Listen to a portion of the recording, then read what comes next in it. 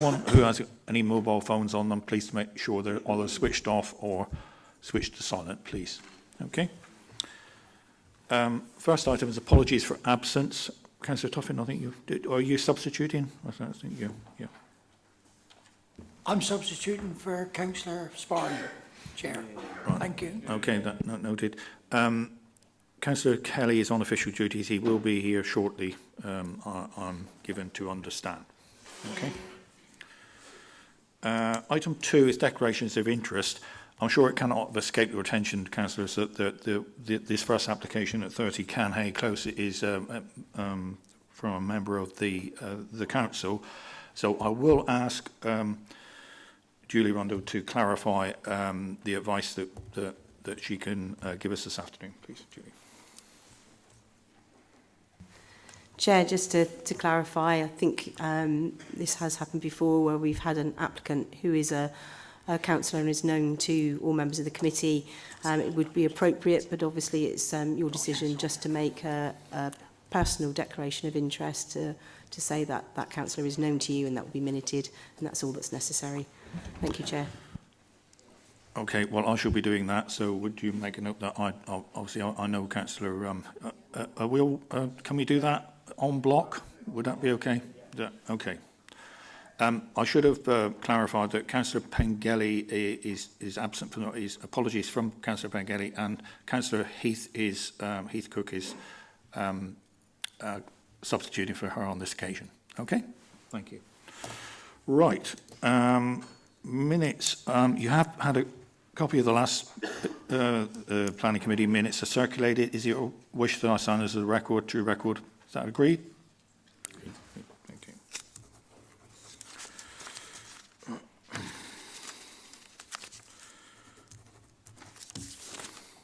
Chair's urgent business is item 4. There is no urgent business.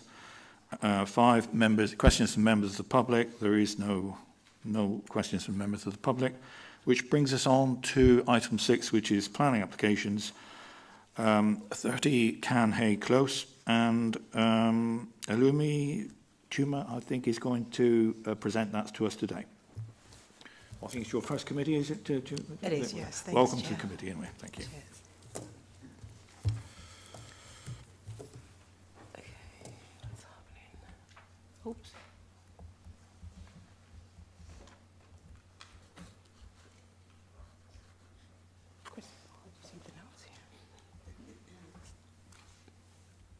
Just checking the IT for a minute, so we're fine. So.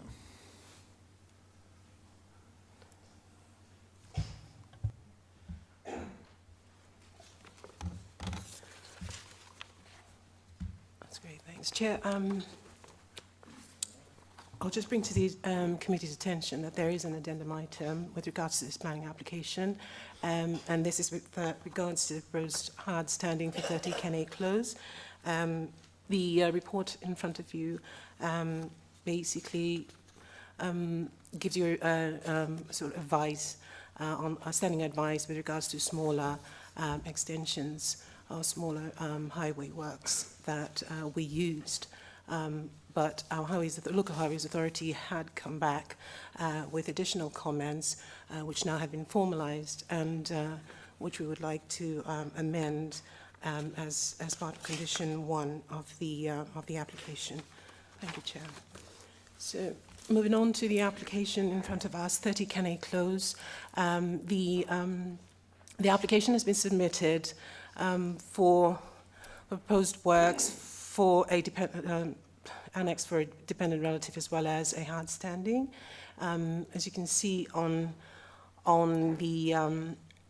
the plan in front of us, the map in front of us, the property is a corner plot, which is located to the south of Wolverwood Lane. I think there should be another better plan there. So Wolverwood Lane is to the south of 30 Canhay Close. It is to the north, which is front of 30 Canhay Close. There are predominantly bungalows, and to the east you have a varied semi-detached dwellings to the east.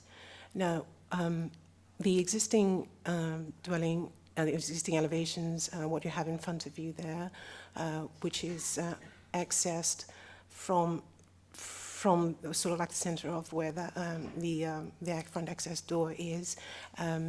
There's an internal staircase that leads on to the ground floor level, which is slightly elevated. And what we have in front as well is, here with this plan we've got, what we proposed is on the right here is the extension which is being proposed at today's meeting.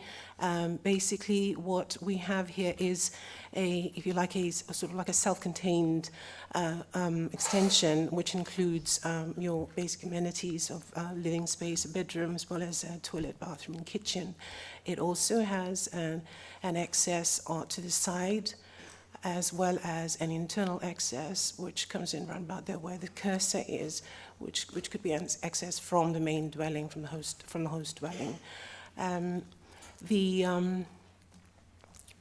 terms of the elevations, ideally what we have here is an extension from the existing main entrance, which projects outwards by about 4 meters.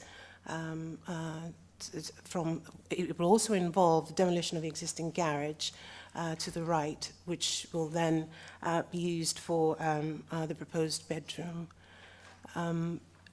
Standing up from a corner at the junction of Benison Close as well as Wolverwood Lane, that's what you see from the side elevation.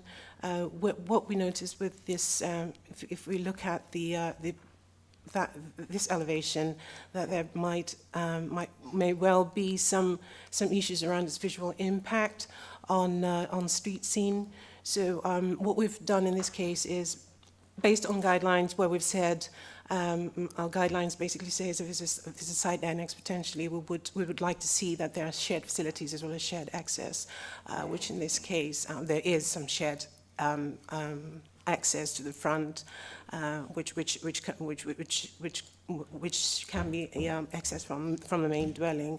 What we've had is based on the needs of the elderly dependent relative, the proposed site extension has been made to be adaptable to the elderly relative's needs. So what we have done in this case is we've conditioned the application to say that it remains as a single dwelling. It's ancillary to the host dwelling, but that it remains as a single dwelling. Moving on to that would be the rear elevation. So what we have is potentially a flat roof towards the end of the extension, which is to the right here, including lanterns and bifolding doors. So that's basically, and just the other bit of the application, which involves the hard standing. That's what you have it as existing. So our Highways Authority recommended that as a result of the extension that there must be a provision of 2 parking spaces. We received amended drawings which now reflect the availability of 2 off-street parking spaces within 30 Kenny Close. Chair, we've also, with regards to the site extension and reducing elevation, I also mentioned earlier that there would be a condition to reduce the visual impact of the extension was to also include some boundary treatment in order to mitigate impact on street scene. That brings us to the end of the application, and the committee is recommended to approve the application with conditions. Thank you, Chair. Thank you very much indeed. Right. Welcome to Councillor Kelly, by the way. Thank you. Does anybody wish to raise any issues on this application? No? Okay. The recommendation you have before you is to grant. Can I ask you to, we'll move to the vote now. Okay. Right.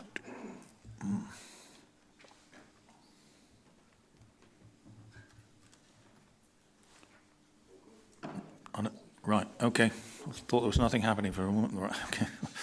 Right. Okay.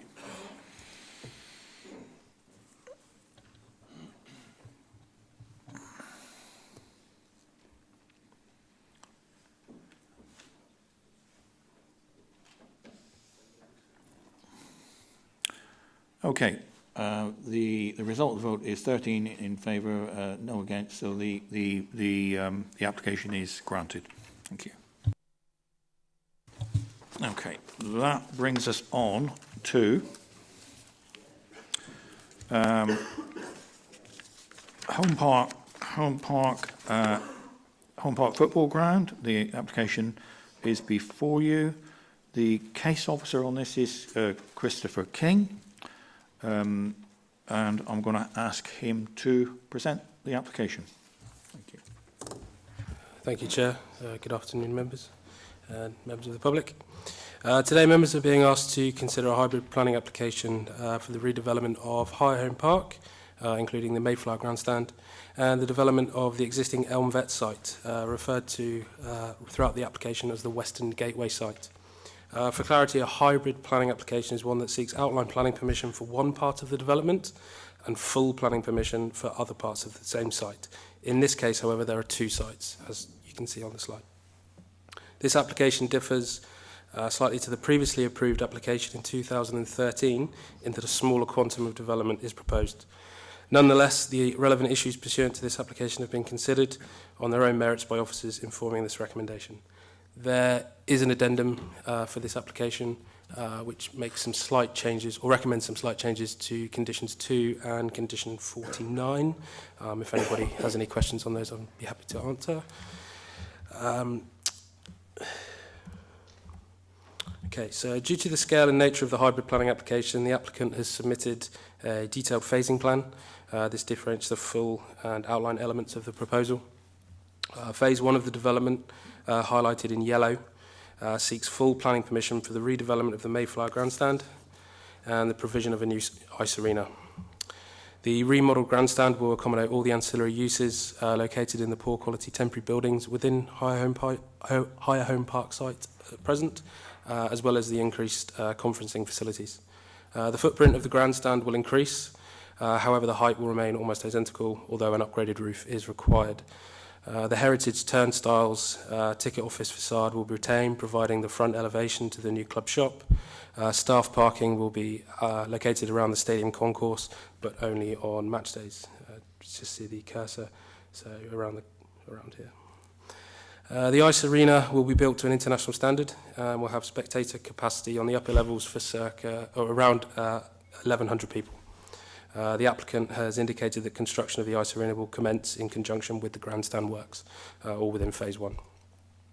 Until phase 3 is constructed, highlighted in red, a temporary car park is proposed, which will meet the parking demand up until the point of a conference or event of more than 250 delegates. When this occurs, an agreement in principle has been reached with Citybus at Milehouse Junction. This is to provide off-site parking through an event management plan. The full details of this arrangement shall be submitted to the Council for approval and will need to be implemented accordingly. In addition to this, the applicant must submit a site-wide parking management strategy and a travel plan for approval to be implemented in accordance with the agreed timeframes. Phase 2 of the development, highlighted in light blue, seeks outline planning permission for a building containing a 116-bed hotel, cafes, restaurants or bars, a new veterinary surgery and office space. All matters are reserved on this except for access, parking and the quantum of uses that have been proposed. This development is shown to be self-sufficient in its car parking demand at peak times. Phase 3 of the development, highlighted in red, seeks outline planning permission for a building containing offices, cafes, restaurants or bars and a gym. All matters are reserved except for access, parking and the quantum of uses once again. Prior to the commencement of this phase of the development, the applicant will need to undertake the improvement works to the park and ride at Milehouse, to the layout, which will significantly increase the number of vehicle spaces and is required because the building will be located on the temporary car park. Phase 4 of the development, highlighted in the dark blue, refers to the corners of the grandstand. This is full planning permission once again. This will bring the capacity of the stadium to 20,000 and the impact of this increased capacity will be managed by the Safety Advisory Group for match days in accordance with the agreement they have with the football club. So these photos show the existing High Home Park site. The temporary buildings in the east will be demolished with the uses re-provided within the grandstand. The old facades, or historic facades we see here, will be retained with a new club shop located in behind them. Okay, this was the initial Higher Home Park layout submitted for consideration, which proposed a car parking court situated in between the grandstand and the ice arena and the commercial units, which you can see just here, and the buildings were further south next to Gilbert Lane. Officers have negotiated a revised layout following advice from the police, the counter-terrorism officers, urban design officers and the Highways Authority. The new buildings have been pivoted to allow the creation of parking spaces along the southern boundary with Gilbert Lane, creating an improved pedestrian piazza and removing any conflict. Servicing is also out of the general pedestrian areas. On non-match days, the proposed 57 spaces to the south will serve the new buildings, with the additional 46 spaces proposed around the stadium concourse solely for the use of Plymouth Argyle staff. Pedestrian movement will be free flow from east to west, linking the Life Centre to the zoo field, which currently isn't possible without using Gilbert Lane. On match days, the 57 parking spaces will be managed for match officials, VIPs, and other requirements of the club in accordance with the Safety Advisory Group's requirements. There will be no parking around the concourse for obvious conflict reasons. Barrier controls, which I can show just here and here, will be put in place affixed to the ice arena's north elevation to create a controlled fan zone within the confines of the stadium. So once you've gone through the gates, the ticket gates, you're in the ground. These barriers would temporarily prevent pedestrian flow through the site for a period before, during and after the match. These will be managed in accordance with the requirements of the Safety Advisory Group once again. Hard and soft landscaping improvements are proposed throughout and will be delivered in accordance with the agreed programme of works as per condition 12. As I mentioned, and in the period between completion of Phase 1 and the commencement of Phase 3, the applicant proposes a temporary car park and potentially a temporary members bar, although additional details will need to be submitted, and that's secured by condition. The car park would provide 115 parking spaces.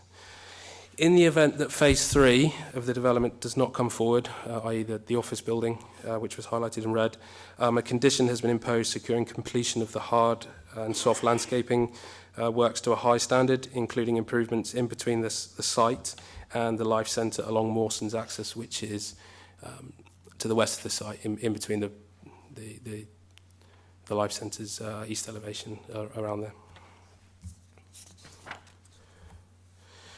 So this image shows, it's an indicative 3D image of what Higher Home Park site could look like.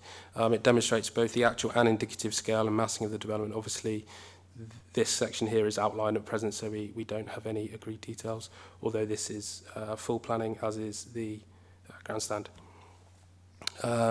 It demonstrates the relationship to the Life Centre also. Officers consider this to be acceptable, as noted in the report. However, many details relating to Phase 3 will be subject to a reserve matters application. Okay, so Phase 2 of the development is the Western Gateway site, and primarily focused on the existing vet site. The vets occupy the eastern side of the site, whereas the remaining area is owned by Plymouth City Council and a financial advisors business. The Plymouth City Council land is allocated in the joint local plan as neighbourhood green space. The site is separated by an existing hedge, and there is a small car park also within this allocation on council land, just here. The layout of the Western Gateway site has had a couple of previous iterations, primarily to find more suitable layout options to improve the impact of the development towards the Life Centre and its presence on Outland Road. So the first iteration, we had a single-storey cafe unit here, and a small car parking court here, which had no real presence on Outland Road, and the building was further south, which obscured more of the Life Centre.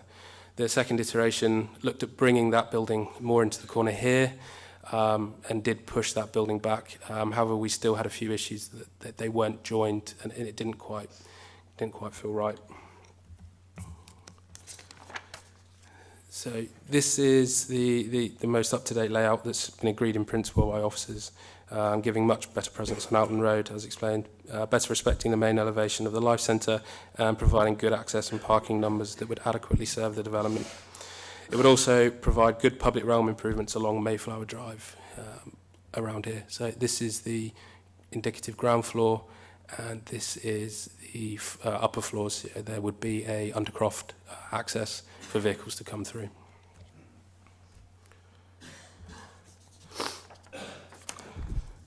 So this is an expansion on that previous 3D image that shows all 4 phases should they come forward. Obviously the Western Gateway site and the phase 3 office development is indicative at present, but it gives an impression of what this could look like.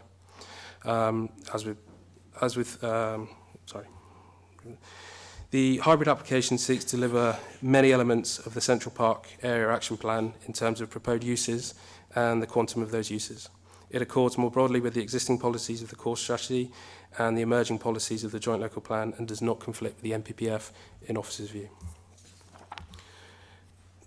Amendments to the design and layout principles have been negotiated, and appropriate mitigation to parking pressures, event management and drainage in response to consultee and residents' concerns have been found.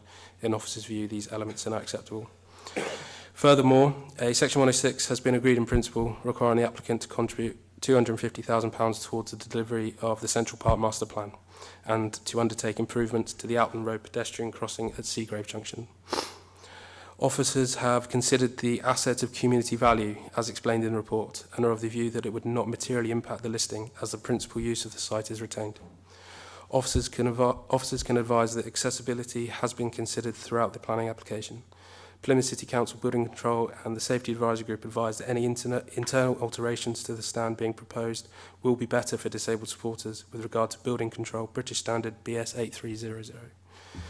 The Council has considered the ratio of parking spaces to disabled parking spaces and confirms that this meets the requirements under disabled parking accreditation. In addition, the scheme changes put forward by the developer to increase the spaces in the park and ride also meets the numbers and therefore officers have no concern.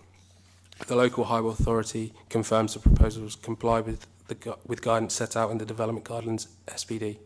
Therefore, and subject to the signing of this agreement, the planning application is recommended for conditional approval.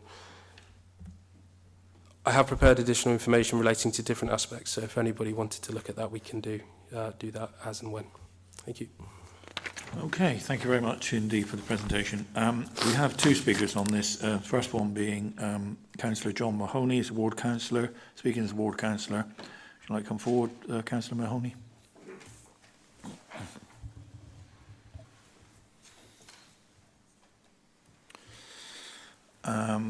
Welcome to the committee, Councillor Mahoney. I'm sure you know the format. You have 5 minutes. We remind you 1 minute for the end of that period. Okay, so in your own time. Thank you. Thank you very much, Chair. I don't think I'll be taking 5 minutes of the committee's time. The Peveril Ward councillors have been appraised about the development over the last few months and been involved in its various evolutions. We are largely supportive, particularly of the grandstand improvements, the ice rink, the conference facilities, the fact that the whole area will be tidied up in due course and there will be improvements to the green space, particularly including Gilbert Lane, and also some environmental drainage improvements. We're also supportive of the employment prospects that this will produce. However, there are some concerns among residents, and mainly these concern traffic and parking considerations. Argyle has been there probably longer than anyone who is now alive, certainly anyone who lives in the area, and people have come to live with it. The Life Centre has been a great success, probably more successful than anyone had ever thought, and we seem to cope with the traffic and parking fairly well. But there are concerns that if everything in this new development was functioning on the same day, particularly if there was more than one major event, then certainly a tipping point would be reached regarding parking and also traffic flows. And if people can't find anywhere to park, then of course it snarls up the roads because people are driving around trying to find such parking. Now, hopefully this will be managed by event and parking management, but I would just ask the committee to consider what the restrictions might be and what would happen if there was an event in the Life Centre, the ice rink, and a conference was happening at the same time, apart from all the other sort of restaurants that may follow in due course. And I think if several events were functioning at the same time, then there undoubtedly could be and probably would be a problem, unless, of course, people can be persuaded by event management to leave their cars in other places. But, of course, that's not always as easy to organise as you might think. People do have free will to turn up to events in their cars if they want to, even if other methods of transport are offered. So we, with some reservations, as Peveril councillors, do support this application. It's long been awaited. It tidies up a couple of sites that need tidying up and hopefully will improve the ambience of that end of the park in the long term. But I would ask the committee perhaps to tease out what the traffic and parking implications might be under various scenarios. So thank you very much for your time. Thank you very much indeed, Councillor Mahoney. We have on behalf of Home Park Football Club, Mr. James Brent. Would you like to come forward, Mr. Brent?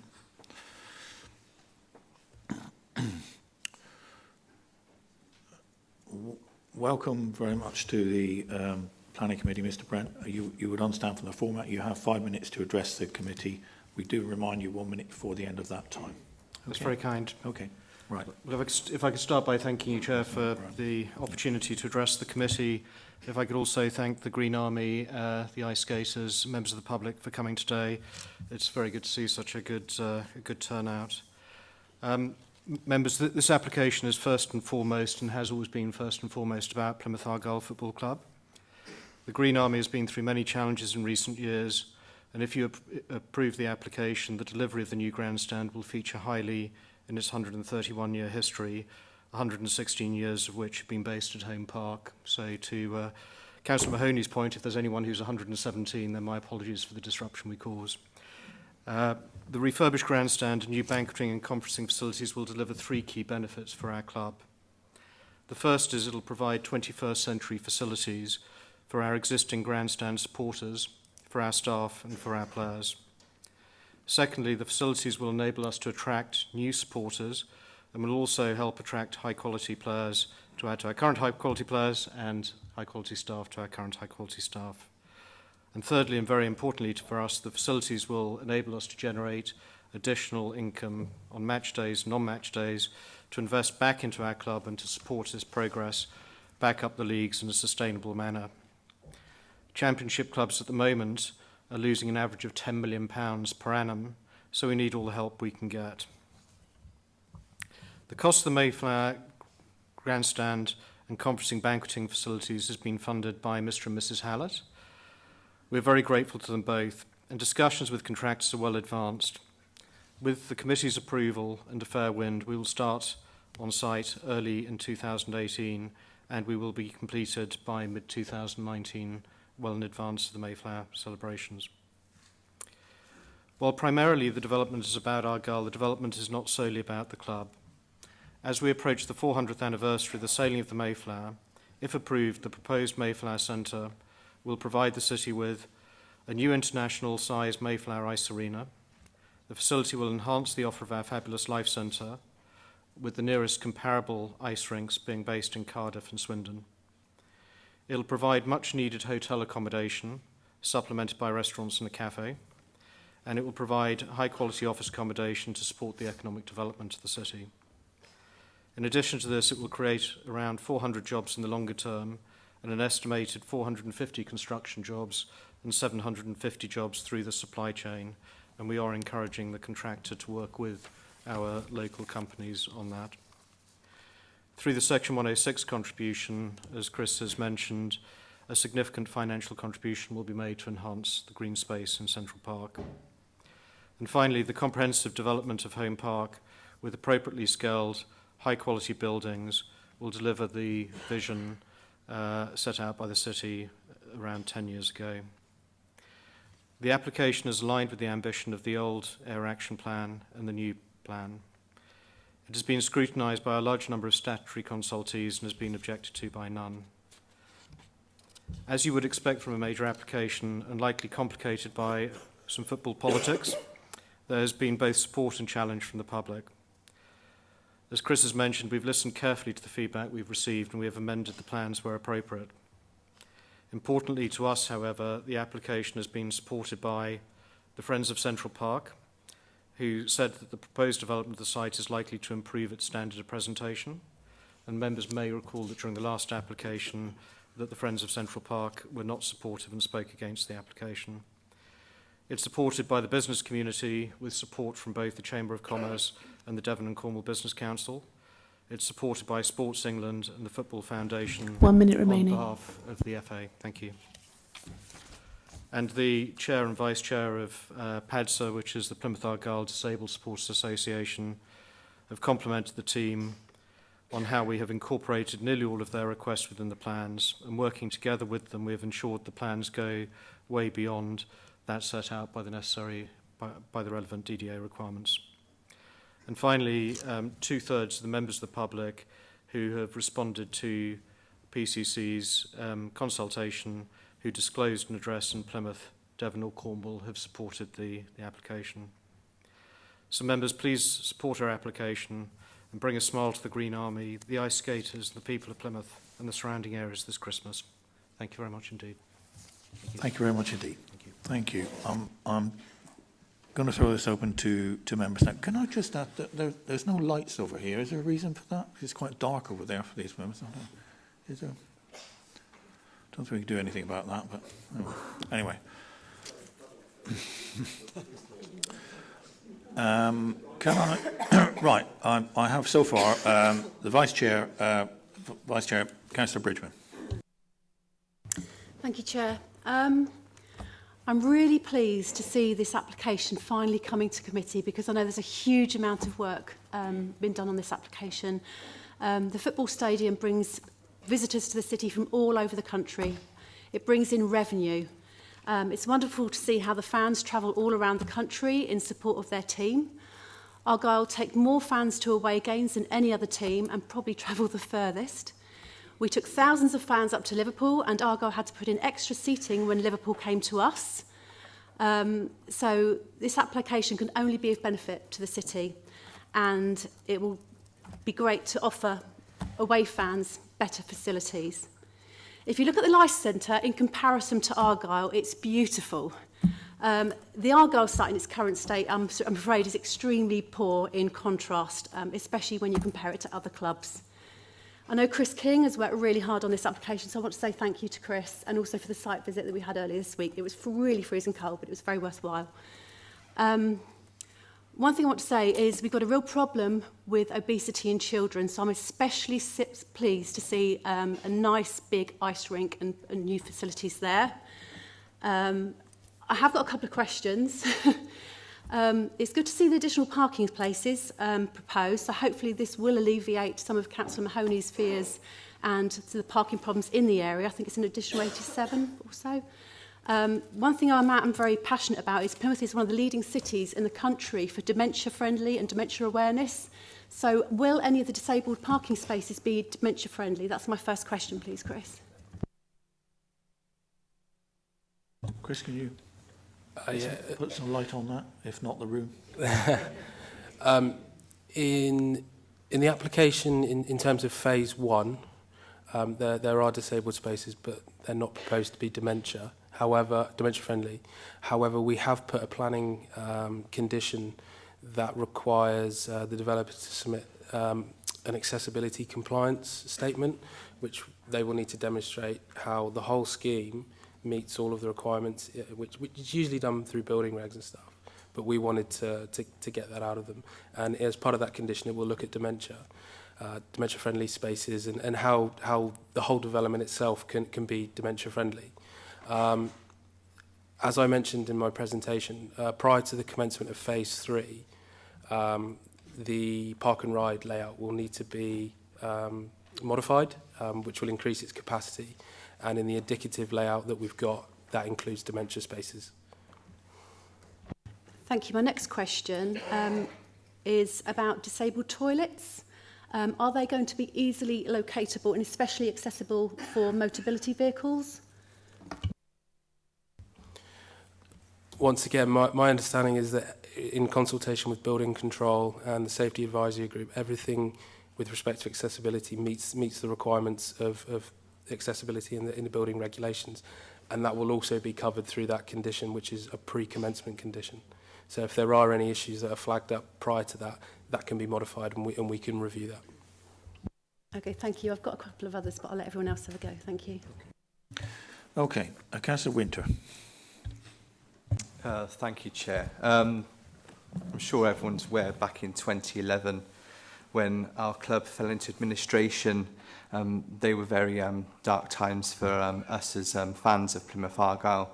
In fact, I wondered whether I would be able to take my children to watch a match at Plymouth Argyle in its current incarnation. I mean, we have evidence recently in 2014, Hereford lost their football club in its previous form, and now they have a team in the 7th tier of the national football pyramid. So it's fantastic to have an application here in front of us that shows that the club isn't struggling financially. We feel that it's naturally turning a corner, and that we're actually moving from actually struggling for survival, and now we're actually moving towards becoming self-sustaining. This is a fantastic opportunity for the football club and for the city. It's been a long journey, and it's great that there's been a lot of cooperation between the football club and between the residents and also the planning officers. So thank you very much for putting all your time and effort into getting this proposal before this committee. From what I can see, that enhances the area. Its current form, it is run down, and so to actually have some plans in place to actually enhance the area, which is also part of the Central Park Area Action Plan, is a huge welcome for us. I am also pleased to see that it's also helps us with regards to fitness in the city. As Councillor Bridgman rightly pointed out, the ice skating rink would be a welcome addition. It'll give me a chance to make a fool of myself as well. I do have a couple of questions. The first one, which is being mentioned by the ward councillor, Councillor Dr. John Mahoney. He mentioned about parking if there was to be a situation where there would be a conference, a football match, and an event at the ice rink. Would that be a situation that would actually happen, or is there a plan already in place or a condition that this committee can put in place to ensure that we don't get a perfect storm of car parking? Craig Oates is going to. Okay, thank you. Yes, in terms of this development, it's quite loud. In terms of this development itself, there will be a condition for an event management plan. Obviously, as Chris suggested earlier, any more than 250 delegates would be the trigger for use of the city bus car park throughout that plan. So, in effect, this development is self-sufficient in its parking as a result of that. As part of the event management plan, we would expect that they would talk to the Life Centre, they would talk to the council in terms of any events that may be happening in Central Park, which does actually happen with the Life Centre plan at the moment. So, yes, it should be a collaborative approach. Thank you. Second one, we will obviously expect increased traffic within that area. What is being put in place with regards to public transport? Will that be enhanced on event days? As part of the event management plan and the use of City Bus Depot, there will be some shuttle transport laid on. In terms of general public transport provision, that would come under the advisory group and discussions with the council at the time, but there aren't any specific provisions as part of this application. Thank you, Chair. Okay, thank you. Councillor Ball. Thank you, Chairman. Chairman, I think it's, although like many others, I welcome this application. I think it's probably going to be good for the city and for the club. I think, however, it's right to pick up some of the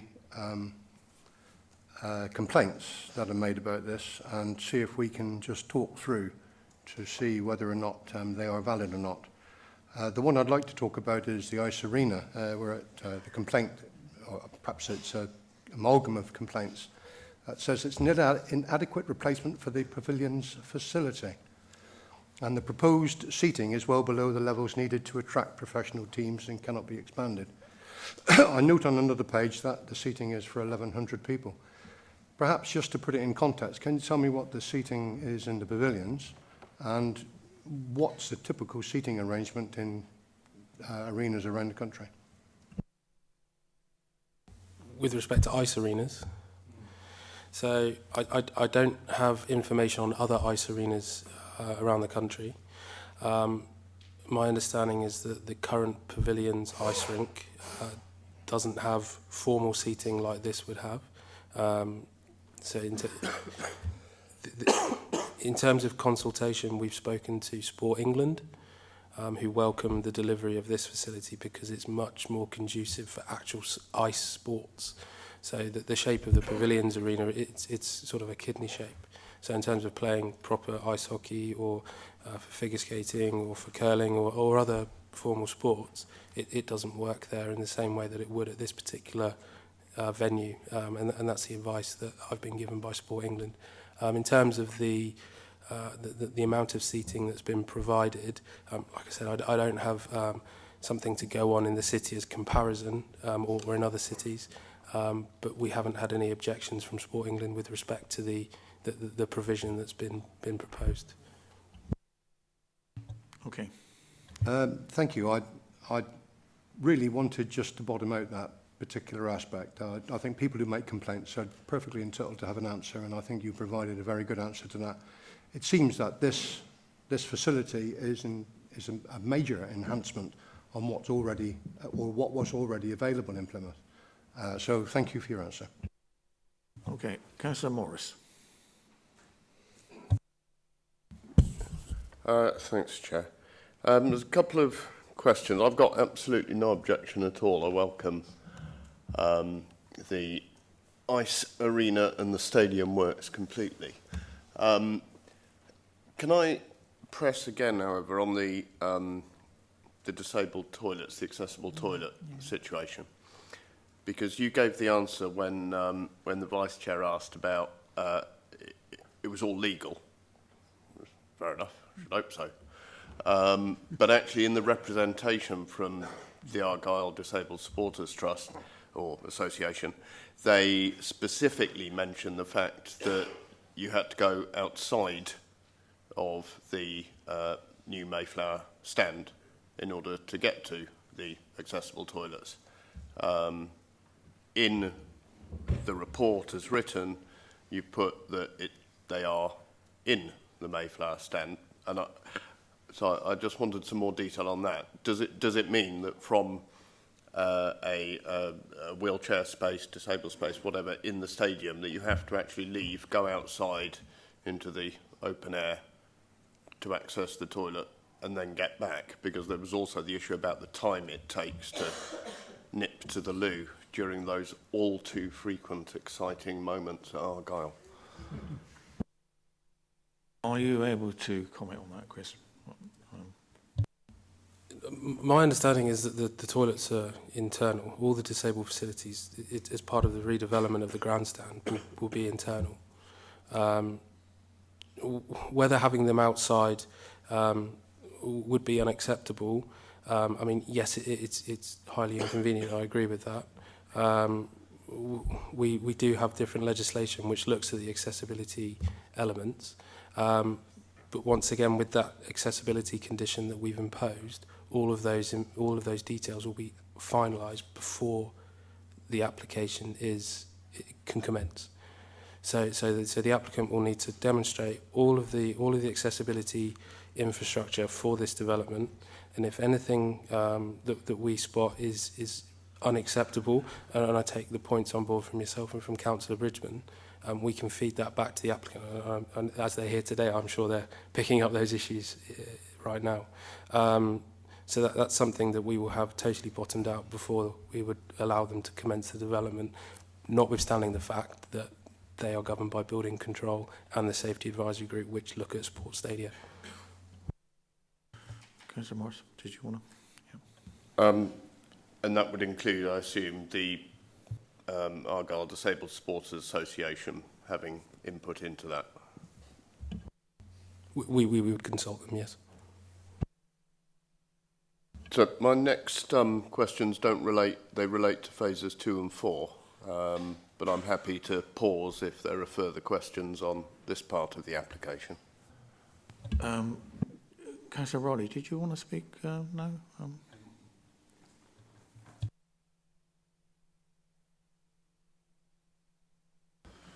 Yeah, thanks, Jim. My question relates to the whole package. So, Feel free, just carry on. well, first of all, thank you very much, Chris, for your work on this, and I praise Argyle Football Club for bringing this forward. I think it shows a vision for the future and can only benefit the club and the city, the supporters and everything. So I really welcome the application. Chris, forgive me, because on the site visit I did ask you this question, and I know the answer, but I think it's quite important that we bring it out in committee stage. So I'm going to ask you again. And my question was to you at the time, this is a phased development, we have different phases. Can you assure us, and what measures have you taken to assure a situation that should there be, throughout the development of phases 1 and 2, as that's going through, there is a maintenance of means of escape in case of fire? So the proposal for the grandstand is full planning permission. So as part of the submission documents, we've been provided with fire exit strategies and all sorts of means of escape with respect to the football stadium. That has been looked at through the Safety Advisory Group and Building Control, and would obviously need to comply to their requirements as well. And the feedback I've had is that everything is acceptable with respect to that. With respect to phase 2, we are only looking at the outline element of that at the moment. So when the Reserve Matters application comes in, which will look at the full final layout, design, egress, etc., then that will be worked out at that stage. But I have confidence that those will be dealt with appropriately. Okay, before we move on, I'm going to ask Peter Ford, the Development Control Manager, to make some comments on it. Okay, yeah, if I can just clarify, obviously we're dealing today with a planning application, and there's certain legislation which needs to be dealt with under the planning legislation. Just to clarify for members, there's also the building regulations, a consent which needs to be complied with, and as this is a football stadium, it's also covered under the Safety at Sports Grounds Act. And then there is an existing safety certificate which will need to be amended as a consequence of this development. Those issues with regards to fire safety, access, and also with disabled access will be covered by those legislation. So just to reassure members, it's not just for planning consent that will address some of those issues. In particular, this safety certificate is something which is monitored very closely under the Safety at Sports Grounds legislation. Thank you. Okay, I'm going to take Nick Kelly, and then I'm going to come back to Councillor Morris. Thank you, Chair.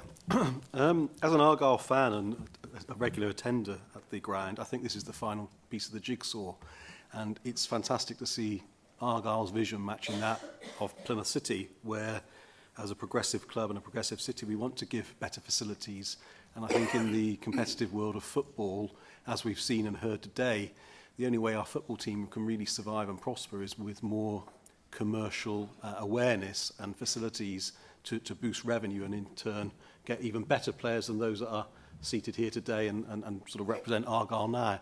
But the sports teams, it cannot be underestimated. The sports teams in our city, in any city, are of absolute paramount importance, and probably Plymouth Argyle is the most widely supported, and it will really lift the city. Whenever we've had a cup run or league success, the whole city is lifted, and I think this is a real milestone in the development, not only of the football club, but that of Central Park. And if you think back years ago when crowds generally were larger, people that live in that area have been used to large numbers of people walking past their door and large number of cars coming. So I think in some ways, I understand Councillor Mahoney's sort of reservations and those of residents, but we really do want success on the field, and we really want Argyle to be an integral part of our city. And that's a flagship advertisement that fans will come from far and wide And certainly at the moment, the Mayflower stand is not really fit for purpose. And I think that's why it's welcome that this is coming to committee today. I think it's also fair to say with the amount of engagement that has gone on, the public support and generally with the amendments, those concerns have been taken into account. So I personally welcome this. I wish the team every success, and I hope that this stadium, along with the ice rink, really puts that part of town, along with the Life Centre, as a centre of excellence for physical enjoyment and prosperity, because with the Section 106 monies to enhance the area as well, I think this is a really great move forward. And if it can be done in line with the Mayflower 400 celebrations, Pilgrim Pete is very apt. That's where the name comes from, the Pilgrim Father. So this would be fantastic. So you're always going to get a few anomalies, but on the face of it, I think a lot of good work has been done by all parties, and I fully welcome this application. Thank you. Thank you, Councillor Kenny. Councillor Morris. Thank you, Chair. Yes, I got even more excited when I heard that we could have a proper curling piste. No, much underrated sport. The only problem I had seriously with this application was the fact, it starts with the fact that it's a hybrid application. You know, I hate hybrid applications, and I think they should be avoided as far as possible. I can understand why we have a hybrid, including full and outline permission for the ice rink, the commercial space and the stadium, because just by looking at the map, you can see they are very, very much one site. And so I'm quite relaxed about that. I do have those concerns about the Western Gateway site as phase 2. It may make commercial sense for the applicant or, you know, the local landowners to have these things linked. I don't think it makes too much planning sense. I note in the report that actually there's had to have been a little bit of gerrymandering of what counts as the site boundary compared to the joint local plan in order to facilitate the outline application for phase 2 at Western Gateway. Having said that, the principle of development at Western Gateway in and of itself, I really have, you know, absolutely no problem with, particularly, and my cat Max seconds this, the fact that the VETS is going to be re-provisioned. But I am concerned that it is actually a gateway site. It's a very prominent site, visible as you turn at the big junction out into Outland Road or off Outland Road.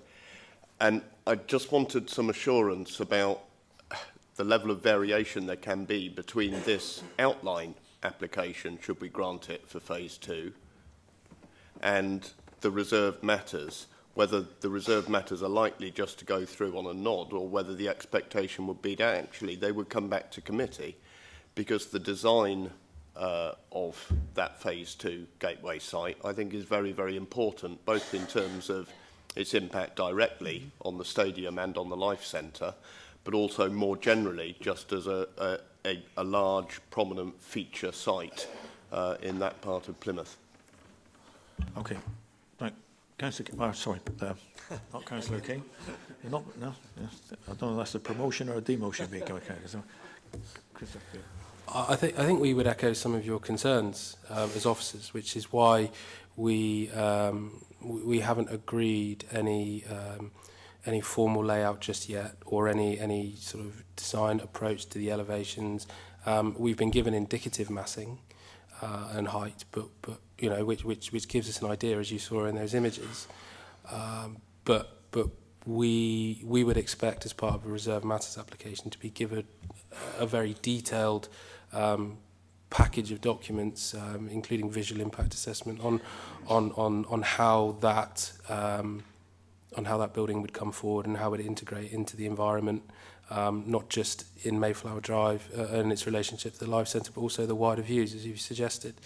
In terms of that application coming to Planning Committee, it would be a separate application. It would be under the same scheme of delegation as any another application, I believe.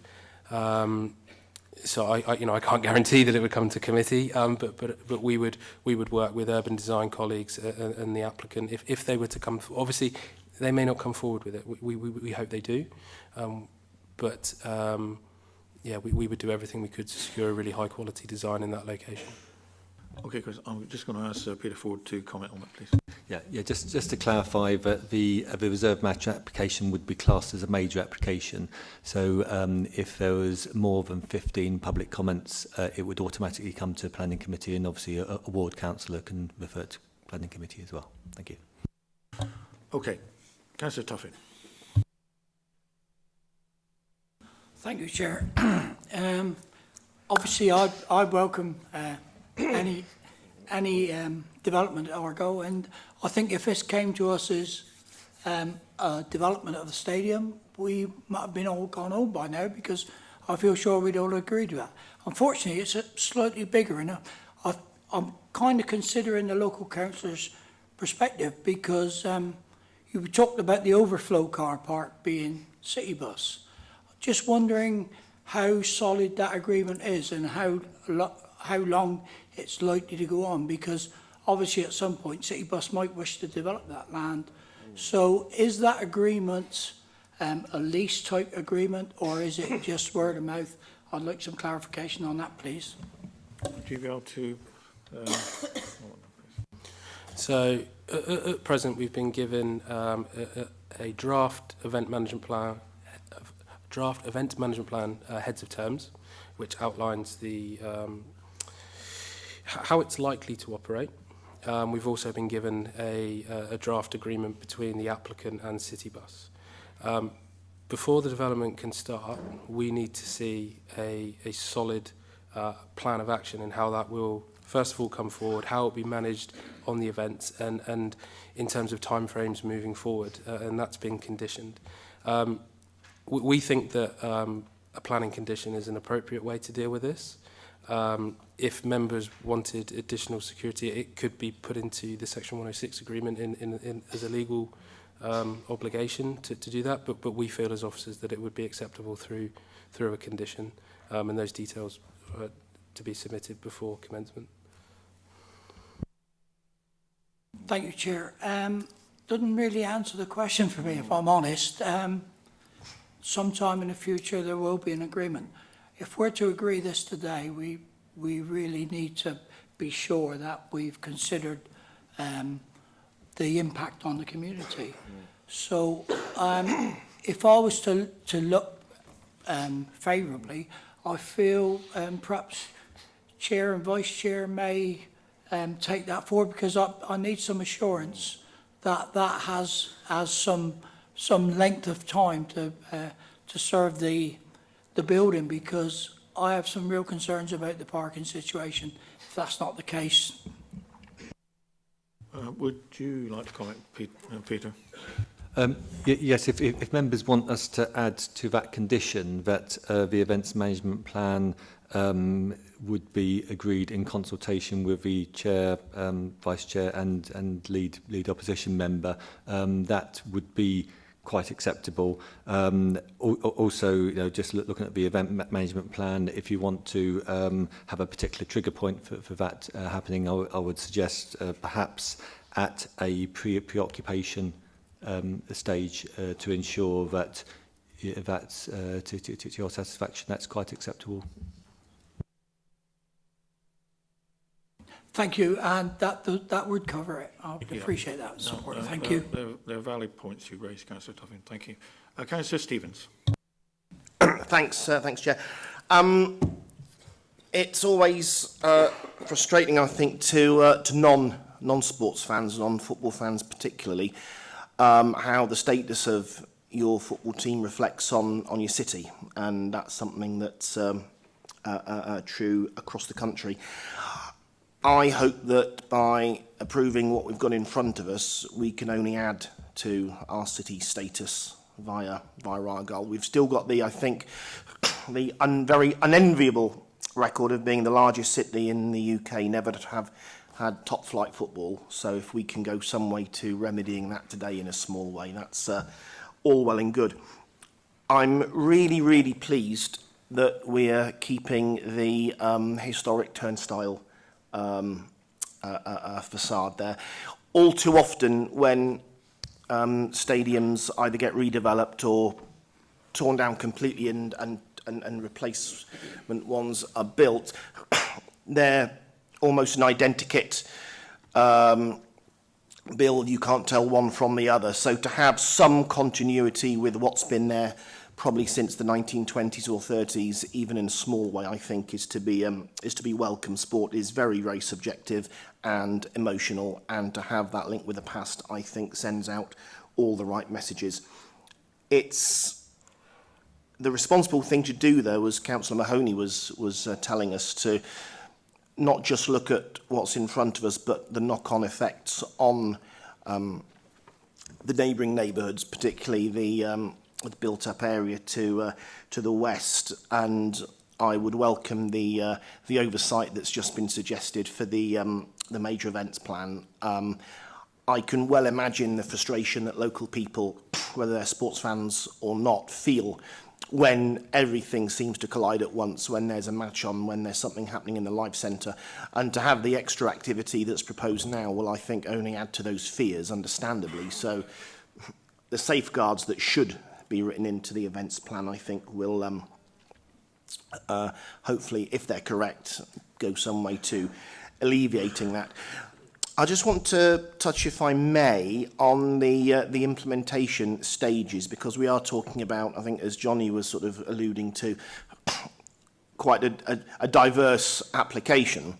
So what assurances can we have of the total implementation at different stages, and what are the default positions if there are delays or non-implementation of some?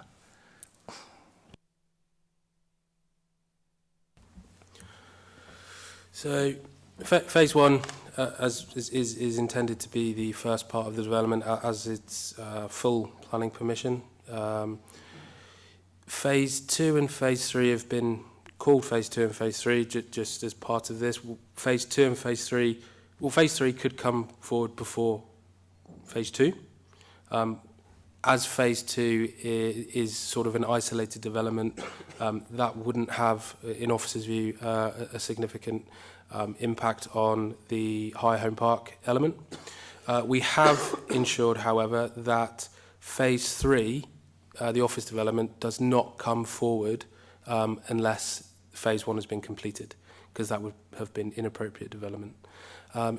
In terms of the ice arena being delivered separately to the grandstand, we think that the ice arena there on its own would be okay. However, that would result in the loss of the temporary buildings, which would then have to be re-provided, and having a consent for the grandstand, that would be the obvious place for that to go. There are time limits in terms of submitting the reserved matters applications for the outline elements. In terms of the completing the corners, that would be up to the time frame of the applicant. I'm assuming that would be based on funding. That's given consent from. We've got 3 years to implement that, as with phase one. We think that the conditions we've imposed give appropriate safeguarding to the development, and inappropriate development wouldn't occur and isn't reliant on other elements without those conditions. Okay, that's fine for now. Thank you. Okay, all right. Thank you, Councillor Davey. Actually, I think you've covered one of the main areas that I was going to bring in about parking, because not only does it affect Councillor Mahoney's residents, we even get the knock-on effect coming way over into Stoke. Yeah, so I'm pleased that there will be this idea of a traffic management sort of plan, an event management plan. I just want to issue a word of warning. As a Sunderland supporter, man and boy, for nearly 60 years, building a world-class stadium does not necessarily guarantee you success in the football field, as I've found out. But I do hope, and I'm pleased that this development is going ahead. I think it will be an iconic sort of development within the city, and I'm pleased that there's an ice rink going ahead. I just Googled quickly to find out sort of what Swindon gets in their arena, and they seat just over 1,000. So I think we'll be able to cope with that. Just happy to say that I'm going to support this application, and I wish it well. Thank you. Okay, Councillor Kelly, and I want to sort of move it to the vote. Can I just ask, obviously there's a number of questions being asked about the parking. Have any sort of stress tests been done to look at what sort of attendance and what sort of probability of this sort of perfect storm that's been mentioned coming together? Because, you know, how much parking is being lost, let's put it into perspective, and because a lot of the fans already will make their own way, be it by car, be it by bus, be it walk there anyway.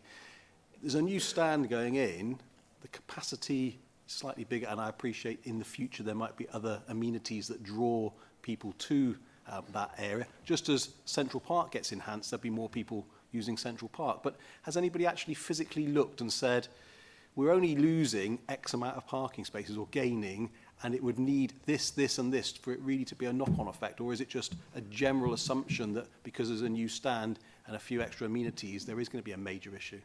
So can anyone clarify it? Craig, would you like to comment? Yeah, thank you. In terms of parking, we've mainly concentrated on the non-match days. But any existing parking was accounted for. Trips have been accumulated throughout the daily profile to work out how much parking demand there will be, and each phase does have sufficient parking within. The existing parking at Home Park has been replaced around the concourse and also included within the phase 1 temporary car park. Obviously when phase 3 comes forward, then the park and ride will be expanded. The first draft showed approximately additional 80 parking spaces. In terms of a match day, that then triggers the advisory group working with the police and the council, and there isn't match day parking as such provided, but the management of parking during a match day will be discussed and agreed at the appropriate time. Okay. Anybody wish to raise anything separately? Okay, I would like to comment on this particular application myself. I welcome it. I shall be supporting it. I agree very much with the mood of the meeting. I think that the existence of the football club is very important to the city. It's part of the beating heart of any city, and part of the very fabric of what makes Plymouth what it is. So I shall be supporting this application. The recommendation is to grant on page 43, subject to the conditions. Sorry? Yes, just to say if members want to include that additional element to condition 28, which is the events management plan. I do apologise, I made a rather silly suggestion about preoccupation because, of course, the stadium is already occupied, as you already know. It would actually be the trigger point when there's more than 250 delegates, as stated in the condition. So apologies for that. However, there has been a suggestion that that condition should be agreed in consultation with the chair, vice chair, and leader opposition member. Thank you. Members agree that that's added on as a condition? Is that agreed? Yeah. With that further additional condition, as laid out in your agenda, the recommendation is to grant. Would ask you move to the vote now. Thank you.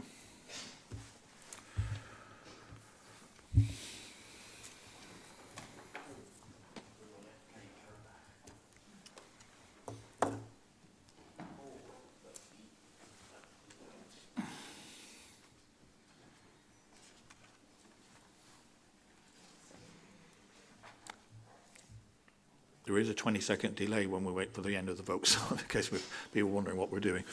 Right, okay, that is unanimous, 13 votes in favour, none against, and the application is granted.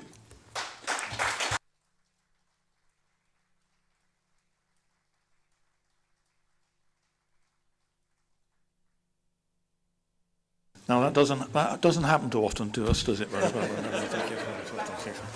Thank you. Right. Okay, thank you. Thank you very much. Thank you for your attendance. Thank you. Right.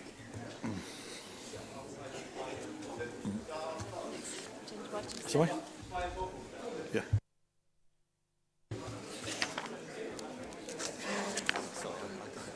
No, that's right. Preoccupation. That's a bit silly because it's already occupied, isn't it?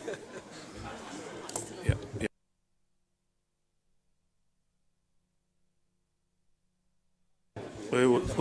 We'll just have a 2 minutes to let everybody settle down.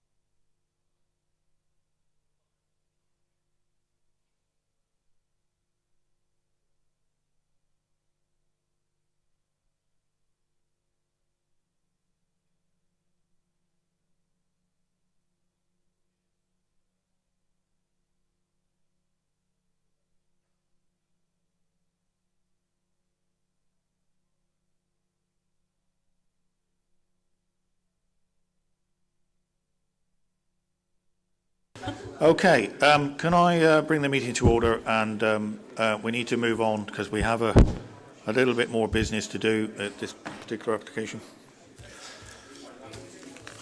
Item 7 on your agenda is the planning applications already issued, page 71 to 94. Does anybody wish to comment on any of those? No? Okay, is that agreed? Item 8 is appeal decisions. You've had a list circulated to you. Anybody wish to comment? No? Sorry, Peter? Can I just inform members that these last two appeals, which you'll note there, we had a claim of costs against the council on both of those, and we've successfully fought off costs. Very good. Okay, thank you. Item 9 is the exempt business, which there is none. Just remains for me to remind members that this is the last meeting of our year, and can I thank you very much for your constructive way you've engaged with the committee work this year. We've had some interesting and very exciting applications, and thank you for that. And can I wish you all a happy Christmas?